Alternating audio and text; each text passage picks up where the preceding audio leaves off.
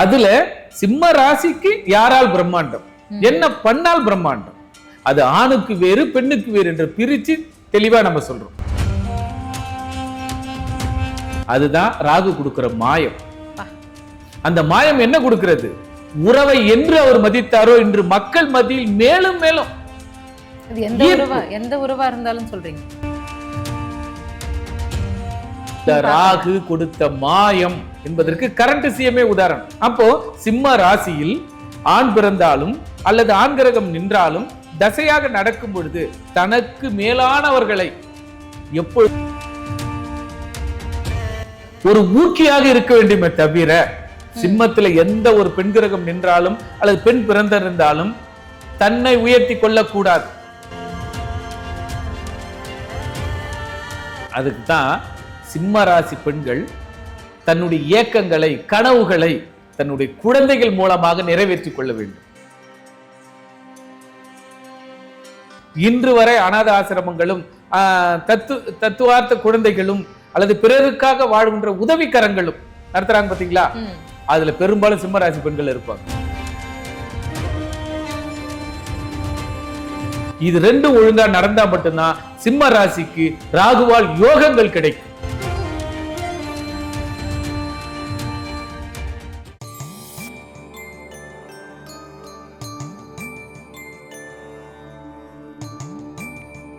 வணக்கம் சார். நமஸ்காரம் சார். இப்ப நம்ம திரிகோணத்துல குரு ராகு சேர்க்கை வந்துட்டு எப்படி பிரம்மாண்டத்தை கொடுக்கும் அப்படின்னு சொல்லி நம்ம தனுசு ராசிக்கும் மேஷ ராசிக்கும் பேசியிருந்தோம். அதுவும் குறிப்பா ஆண் பெண் ராசிக்காரர்களுக்கும் நிறைய விஷயங்கள் நீங்க தெளிவா விளக்கி சொல்லியிருந்தீங்க. அந்த திரிகோணத்துல வந்துட்டு அடுத்ததை என்ன பார்க்க போறோம் அப்படின்னா சிம்ம ராசிக்காரர்கள் பார்க்க போறோம். இந்த ராகு இந்த சிம்ம ராசிக்கு பிரம்மாண்டமா வந்துட்டு எதை கொட்டி கொடுக்கும், எதை கெட்டு கொடுக்கும்? அற்புதமான கேள்வி. இந்த ராகு சிம்ம ராசிக்கு எப்படி கொட்டி கொடுக்கும்? ஆணுக்கா? ஆணுக்கு. அதே பெண்ணுக்கா இருந்தால் எப்படி கொட்டி கொடுக்கும்? இப்போ தனுசு ராசி பார்த்துட்டோம். ராகு தனுசு ராசிக்கு என்ன மாதிரி, ஆணுக்கும் பெண்ணுக்கும் மாறி மாறி என்ன யோகத்தை கொடுப்பார், என்ன பிரம்மாண்டத்தை கொடுப்பார்னு பார்த்தோம். அதற்கு அடுத்தது மேஷராசியை பார்த்தோம். மேஷராசி ஆணுக்கும் மேஷராசி பெண்ணுக்கும் ராகு என்ன மாதிரி கொடுப்பார், பிரம்மாண்டத்தையும் எப்படி கொடுப்பார் என்பதை பார்த்தோம். இப்ப அதுக்கு அடுத்தது சிம்ம ராசியை பார்க்க போறோம். இந்த சிம்ம ராசியில ஆண் பிறந்தாலும் ஆண் கிரகம் நின்றாலும் அல்லது பெண் பிறந்தாலும் பெண் கிரகம் நின்றாலும் என்ன மாதிரி யோகத்தை கொடுக்கிறார் அப்படின்னு நம்ம பார்க்கலாம். இப்போ உதாரணம், சிம்ம ராசினாலுமே அரசாங்கம் தான் முதல்ல, பூர்வீகம் தான் முதல்ல, ராஜா தான் முதல்ல, அதாவது ஊர் தலைவன் தான் முதல்ல. அப்ப டானுனா சிம்மராசி. அந்த டான் எதுல டான், யாரால டான்? அங்க கண்டென்ட்டே ராகு கொடுக்கிற விஷயமே என்னன்னா டான் தான். இவர் எப்படி டான் ஆகிறார், எப்படி டான் ஆகிறார், யாரால் ஆக்கப்படுகிறார் என்பது சூட்சமத்தை ராகு கொடுக்கும். அதான் பிரம்மாண்டம். ராகு நினைச்சாதான் இவர் ராஜா. இப்ப 20-25 வருஷத்துக்கு முன்னாடி ஒரு ஆளு கேஸ் ரவிக்குமார் என்ற ஒரு டைரக்டர் கமலஹாசன் என்ற ஒரு ஆளை வச்சு தச அவதாரம் எடுத்தார். ஆமா, அதுல ஒரு சின்ன ஷாட் கூட ஃபெயிலியர் கிடையாது.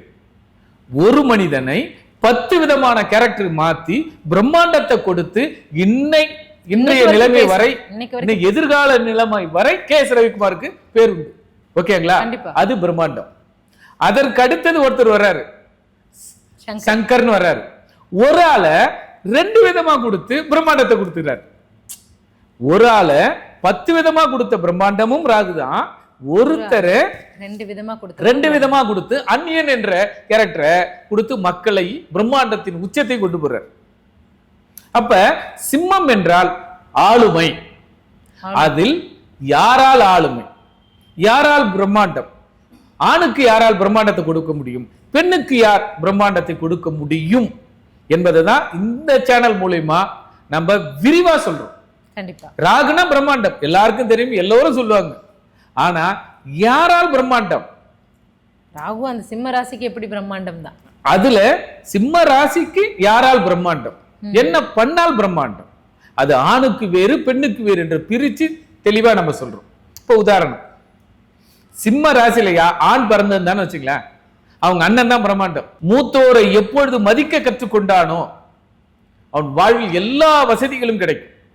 உதாரணம், இப்ப சிஎம் சமுதாயத்தை புரட்சியில இப்ப இருக்கிற கரண்ட் சிஎம் திரு ஜோசப் விஜய் அவர்கள் செய்த மாபெரும் புரட்சி தான். தோத்த அத்தனை பேரையும் பார்த்தாரு, ஜெயிச்ச அத்தனை பேரையும் போய் பார்த்தார்.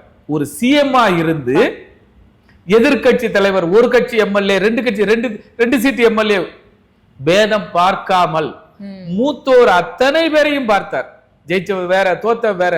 அந்த நல் மதிப்பு இதுவரை அரசியல் வரலாற்றிலே இது மாதிரி ஒரு சான்ஸே கிடையாது. இப்ப மக்கள் ஈர்ப்பதற்கு என்ன நடந்ததே இல்லை இந்த மாதிரி. அந்த கட்டமைப்பை உடைச்சி வருவதற்கு காரணம் என்ன? அதுதான் ராகு கொடுக்கிற மாயம். அந்த மாயம் என்ன கொடுக்கிறது? உறவை என்று அவர் மதித்தாரோ இன்று மக்கள் மத்தியில் மேலும் மேலும் எந்த உறவா இருந்தாலும் சொல்றீங்க. அதாவது சிம்ம ராசியில் யார் ஆண் பிறந்திருந்தால் அவர்கள் எந்த உறவு, மூத்த உறவுகள், தன் வயதிற்கு மேம்பட்ட எல்லோருமே, ஜாதி மதம் அப்பாற்பட்டது. இப்ப இதே சிம்ம எடுத்துங்க, அவர் கிறிஸ்டியானிட்டி தான். இல்ல நான் கிறிஸ்டின் மட்டும் தான் வாக்கு கொடுப்பேன், அங்க போய் பார்த்தாரா? சர்ச்சுக்கு மட்டும் தான் போறேன்னு பார்த்தாரா? இல்லையே. இங்க திருச்செந்தூர் போறாரு, இங்க பாபா கோயிலுக்கு போறாரு, அங்கு மத்த கோயிலுக்கு போறாரு. ஏன்? அந்த ராகு கொடுத்த மாயம் என்பதற்கு கரண்ட் சிஎம்ஏ உதாரணம். அப்போ சிம்ம ராசியில் ஆண் பிறந்தாலும் அல்லது ஆண் கிரகம் நின்றாலும் தசையாக நடக்கும் பொழுது தனக்கு மேலானவர்களை எப்பொழுது மதிக்க கற்றுக்கொள்கிறோமோ அந்த ராகு கொட்டி கொடுக்கிறார். எதற்கு? மதிப்பு மரியாதையை கொட்டி கொடுக்கிறார். இப்ப பாருங்க, சமுதாய ஏற்றத்துல, சமுதாய ஏற்றுல எழுதியிருக்காங்க, யாரும் செய்யாததை, யாருக்கும் மரியாதை கொடுக்காததை. இன்னைக்கு ஒரு வார்டு கவுன்சிலர் சேர் போட்டு உட்காந்துக்கிறான், எல்லாம் அவரை பார்த்துட்டு போனாங்க. ஆனா இன்னைக்கு 108 தொகுதியை ஜெயிச்சு தனி மெஜாரிட்டியில் இருக்கிற ஒரு மனிதர் 2 சீட்டு ஜெயிச்சவங்க, 1 சீட்டு ஜெயிச்சவங்களை போய் பார்க்கிறார். ஏன்னா அரசியல் நாகரிகம். அப்போ சிம்மத்துல எந்த கிரகம் நின்றாலும் மரியாதையை கொடுத்தால் உனக்கு பெரும் மரியாதை கிடைக்கிறது என்பதை சிம்மத்தில் ஆண் இவர்களுக்கு மூத்தோரை மதித்தல், அந்த ஒரு கண்டென்ட் தான் ராகு கொடுக்கிறார். மூத்தோரை என்று நீ மதிக்க கற்றுக் கொடுக்கிறாயோ அன்று நீ புகழின் உச்சியில் செல்கிறாய். இதுதான் ராகு கொடுக்கும் மாயம். இல்ல நான் ஜெயிச்சிட்டேன், நான் என்ன வந்து பாருங்கன்னு சொன்னா உனக்கு அந்த மாயம் கிடைக்காது. அந்த சீட்டோட முடியும், அதோட கிடைக்காது. அப்ப நீங்க நிறைய பேர் சொல்றாங்க இன்னும் 50 வருஷம் 20 வருஷம், அந்த வேர்ட்ஸை கவனிங்க. அப்ப அந்த ராகு என்ன கொடுக்கிறார்? நீ மரியாதை கொடுத்தவுடன் 50 ஆண்டுகள் 20 ஆண்டுகள் தொடர்ந்து பதவியில் தக்க வைக்க போகிறாய் என்பதை மக்கள் மனதில் விதைத்து சொல்கிறார்கள். அப்ப அங்க மரியாதை முக்கியம். அந்த மரியாதையை கொடுப்பது ராகு. அப்ப சிம்ம ராசிக்கு எது கொடுக்குது ராகு? பிரம்மாண்டத்தையும் மரியாதையும் மூத்தோரை மதித்த பிறகு கொடுக்கிறது. இப்ப நீங்க ஓரளவுக்கு கொஞ்சமா மூத்தவர்களை மதிச்சாலும் அது உங்களுக்கு பெரிய மரியாதையா. இப்ப இன்னைக்கு உதாரணம், மூத்தவர் மதிச்ச உடனே அவருடைய அனுபவங்களை உங்களுக்கு சொல்லி கொடுக்குறாரு. இப்படி நடந்துங்கன்னா இப்படி பிரச்சனை சால்வ் பண்ணலாமா? அந்த அனுபவம் நீயாக விழுந்து எழுந்து வருவதை விட ஒரே ஒரு வார்த்தை மரியாதை நிமித்தமாக அவருக்கு மரியாதை செய்த பிறகு அவர் அனுபவங்களை குறைஞ்சபட்சம் ஒரு 40 வருஷம் 20 வருஷம் அனுபவத்தை இலவசமா அட் டைம்ல உடனே கொடுக்கிறார். ஒரு மாற்றத்தை, பெரும் ஏமாற்றத்தை விட பெரும் ஏற்றத்தை கொடுக்கிறது. ஆக சிம்ம ராசி ஆணுக்கு மதிக்க கற்றுக் கொடுத்தால் நீ மதிக்கப்படுவாய் என்பதை ராகு உணர்த்துகிறது. சூப்பர். இப்போ அதே ராகு அதே சிம்ம ராசி பெண். இதுக்கு முன்னால் உதாரணம் மதிக்க கற்றுக் கொடுக்கத்தை விட சிம்ம ராசி பெண்கள் ஒரு ஊக்கியாக இருக்க வேண்டுமே தவிர, சிம்மத்துல எந்த ஒரு பெண் கிரகம் நின்றாலும் அல்லது பெண் பிறந்திருந்தாலும் தன்னை உயர்த்தி கொள்ளக்கூடாது. அவர்கள் குழந்தைகளையும் அவர்கள் வம்சத்தையும் உருவாக்க வேண்டும். சிம்ம ராசியில் ராகு செய்யக்கூடிய மாயம் என்னவென்று தெரியுமா? பெண்கள் தன்னுடைய குழந்தையினுடைய வளர்ச்சியில் குழந்தைகளால் மட்டுமே இவர்கள் பெரும் மகிழ்ச்சி. உதாரணம், விவசாய குடும்பத்திலிருந்து வந்து போனவங்க அத்தனை பேரும் விவசாயியே இல்லை, ஆனா அவங்க பசங்க எல்லாமே நீ கலெக்டரா இருக்காங்க. இன்னைக்கு பசங்க எல்லாம் வந்து ஒரு ஆபீசரா இருக்காங்க. யாரோட அம்மா? எங்க அம்மா நிலத்துல உழுது படிக்க வைத்ததால இன்று நான் இந்த நல்ல நிலைமையில் இருக்கிறேன் என்பதை தாய்க்கு மரியாதை கொடுக்கிறாங்க. அப்ப ட்ரெண்ட் என்ன மாறுது? கலெக்டரோட அம்மா, வக்கீலோட அம்மா, பிரைம் மினிஸ்டரோட அம்மா அப்படின்ற மரியாதை கிடைக்கிறது. அதுக்கு தான் சிம்ம ராசி பெண்கள் தன்னுடைய இயக்கங்களை, கனவுகளை தன்னுடைய குழந்தைகள் மூலமாக நிறைவேற்றிக் கொள்ள வேண்டும். அந்த ராகு கொட்டி கொடுத்தது எது? அற்புதமான குழந்தைகள். இல்ல அப்ப அப்படி இருக்கும்போது ஒரு தனிப்பட்ட நபருக்கு நான் இதை அச்சீவ் பண்ணணும் அப்படின்னு இருக்கும்போது, நான் ஒரு சிம்ம ராசியில பிறந்து நான் ஒரு பெண்ணா இருந்து அவங்களுக்கு ஒன்று ஒரு கோல் இருக்கும், அது பண்ண முடியாம வேணான்னு நீங்களாவது நம்மளாவே தவிர்த்துடணும் அப்படின்னு கேட்கிறேன். அப்படி பண்ணணும். இவர்கள் அச்சீவ் அடைய முடியாது, பெண்கள் அடையவே முடியாதுன்றீங்க. அந்த அச்சீவ் அடைய முடியாம குழந்தை பாக்கியத்து மூலியமாக அல்லது பூர்வீகத்தின் மூலியமாக அல்லது தன்னுடைய கனவை, உதாரணம் இப்ப நான் ஒரு அஸ்ட்ராலஜர், நான் என்ன பண்ணுவேன், என்னுடைய கனவை என்னுடைய மாணவர்களுக்கு விதைப்பேன், மாணவர்களை உருவாக்கும். நான் மட்டுமே வாத்தியாரு, நான் மட்டுமே கண்டென்ட் கொடுப்பேன், மீதி ரகசியங்களை சொல்லிக் கொடுக்க மாட்டேன்னு சொல்லக்கூடாது. அது சிம்ம ராசி பெண்கள் பிறரை உருவாக்க வேண்டும். அப்போ நம்ம இப்போ கண்டிப்பா இதை பேசிதான் ஆகணும். ஏன்னா எல்லாருக்குமே தெரியும், நம்ம இதுக்கு முன்னால இருந்தவங்க ஜெயலலிதா அவர்கள் அவங்களுமே வந்துட்டு சிம்மராசி மக நட்சத்திரம் தான். அப்போ அது எப்படி நம்ம பாக்குறது? இப்ப இது ஒரு சில சொல்றேன், முன்னாள் சிஎம் இருக்காங்க, வாரிசு இல்ல, அந்த மாதிரி நிறைய விஷயங்கள்லாம் இருக்கு. அவங்க அடுத்த ஜெனரேஷனே இல்ல. புரியல? இல்ல ஜெயலலிதா அம்மா அதான் சொல்றேன், முன்னாள் சிஎம் இருந்தாங்க. ஆனா அவங்க என்ன பண்ணல, எல்லாமே லாபம் நஷ்டம் எல்லாத்தையுமே பார்த்துட்டாங்க, உச்சத்தையும் தொட்டாங்க. ஆனா அவங்களுக்கு அடுத்த பிறகு ஏதாவது இருக்கா? அதான் இல்ல. அவங்க ஏன் அதை விட்டாங்க? அவர்கள் தன்னுடைய குழந்தைகளை பெற்றெடுத்து வளர்த்து ஆளாக்கி அந்த கேரியர் அவங்க கிட்ட கொடுத்துருக்கணும். வாய்ப்பு இல்ல, அதை பண்ணாம விட்டுட்டாங்க அப்படிங்கிறது. நீங்க சாம்ராஜ்யமே சீட்டு கட்டு மாதிரி சரிஞ்சு போச்சா? அதாவது முடிஞ்சு போச்சா? இப்ப எம்ஜிஆர் அவருடைய லைஃப் ஸ்டைல் முடிஞ்சிருது, அம்மா அவங்களுடைய லைஃப் ஸ்டைல் முடிஞ்சிருது. இப்ப காரணம் என்ன? சிம்மத்தில் பெண் பிறந்தால் அதற்கு வாழைக்கு கீழ்கன்று போல ஒரு கன்றை உருவாக்கி கொள்ள வேண்டும்.